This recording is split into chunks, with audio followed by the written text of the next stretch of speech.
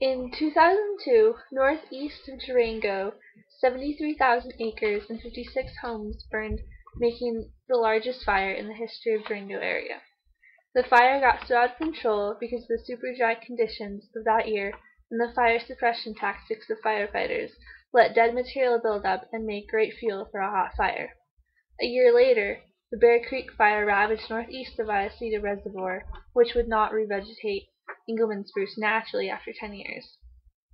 The National Forest Service received a donation from Chevy and replanted what will hopefully be 270 seedlings of Engelmann spruce per acre. Engelmann spruce are a native species to the area and can live up to 500 years. Because they live so long, it makes it easy to measure the amount of carbon the seedlings will take in over the next 100 years. The Chevy project provided a unique opportunity to set up a carbon sequestration project. Our job was to set up the initial plots for this project. The number of plots per unit was determined using the number of acres per plot, about 1 plot per 5 acres. To set up the plots, we first chose a random point using a compass and the logger's 66-foot chain. After we established the point, we pounded in the stake and measured a 26.3-foot radius around the stake. We then recorded how many of the planted spruce were alive in that plot. We also had to keep an eye out for residual Engelmann spruce that had either survived the fire or that had reseeded naturally. If we found a residual, then we would mark it as such by sticking a nail 1 hand width north of the base of the tree. Once marked, we then measured the height and diameter of the residual. If it was less than 4.5 feet, then there was no diameter. This allowed us to differentiate between the carbon acquired by the planted trees and by the residual trees.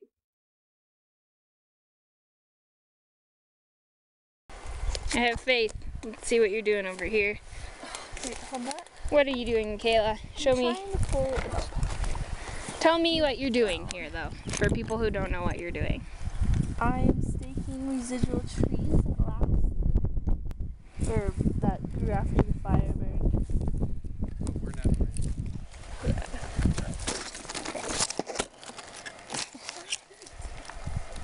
It's gonna be the worst. Good job. Okay, that went too far. It's probably fine. I would not be concerned. From our data, we concluded that there are about 16.5 planted trees in each plot. To meet the Chevy project goal, there must be 270 trees per acre. Since a plot is 1/20th of an acre, then 13 to 14 trees are required per plot to meet the goal. Our data shows 16.5 trees per plot. Therefore, we exceeded our goal. We were concerned that the project would take longer than originally anticipated, not because of the speed at which the plots could be completed, but because of the surprises of fieldwork. Our original idea of the supplies needed ended up being grossly underestimated, and we had our first experience with the frustrations fieldwork can bring. The residuals ended up being the bane of our existence because of this. Each residual needs a nail to show that it was not one of the original planted trees. We were constantly running out of nails and having to go back to plots to restake trees. In plots that had no obvious residuals, there were many tiny ones hiding under the downed logs.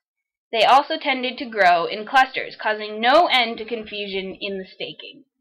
Somehow we persevered and finished on time despite these many setbacks. Pika are small, cute balls of chub that are related to rabbits. They are hardy little creatures that live in high elevation scree fields. Because of the climate in which they live, they are excellent indicators of climate change. In the winter, they live off the hay piles that they gathered in the summer. Snow acts as an insulation for the pika. As winters get warmer, there is less snow, meaning less insulation for the pika. This means that the islands of pika are created at the tops of the peaks as the pika migrate up to more snowy terrain. A citizen science project was created to monitor the pika. It was named PikaNet. This program involves taking a survey of pika present as well as the terrain. Your stare was holding, ripped jeans, skin was showing, hot night, wind was blowing. Where you think you're going, baby? Hey, I just met you.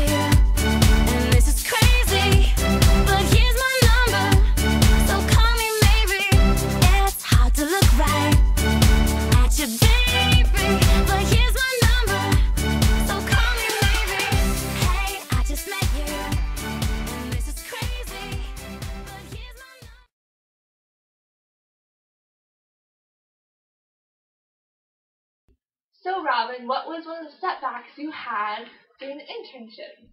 Well, one of the setbacks we had was some of the points had gotten deleted that we had already plotted on the GPS, so we had to go back and replot them.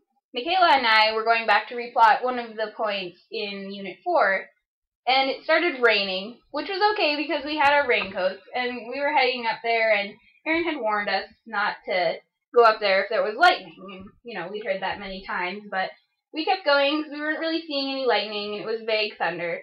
We got up there, and we were starting to plot the point, and all of a sudden there was a loud crack, like when the lightning is right on top of you. And it was pretty scary because we were up there on an exposed hill plotting a point, and we had 8 points by that time, and you have to have at least 15, so we decided that we could stay up there until there were 15 points, and we made it, but it was quite an exciting little trek down after that. So, what tools and materials did you use for this internship?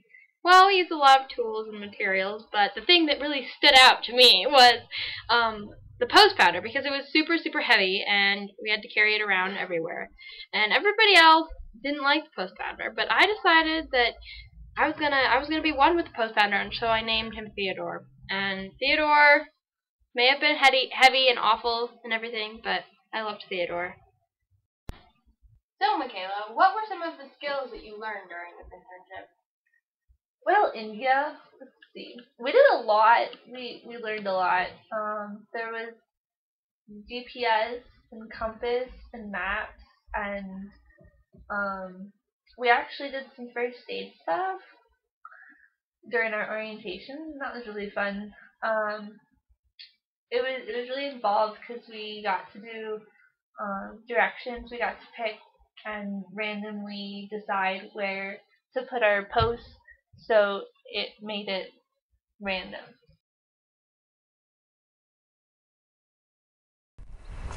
Okay, are you ready, guys?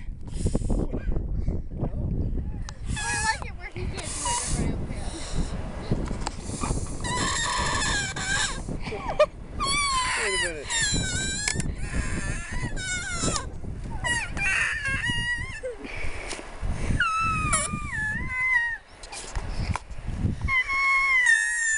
Come on, Erin.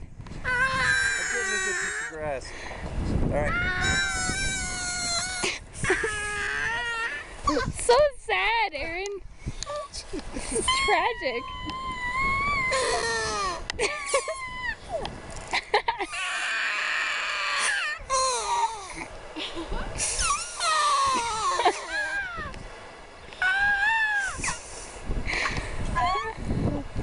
Oh my gosh. Alright. Let's see it. Come on, you got it. You have to get one.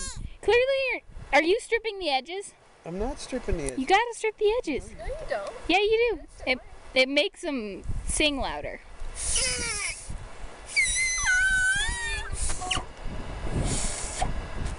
Strip the edges. Yeah, you like peel the edges down, just so that it's. I don't even know why it works, but it works way better if you do that. I don't do that. I'm pretty loud. You are loud, India. You are loud. India's happy because this is the first time she's gotten it. You can get addicted to a certain kind of sadness, like resignation to the end, always the end. So when we found that we could not make sense, well, you said that we would still be friends.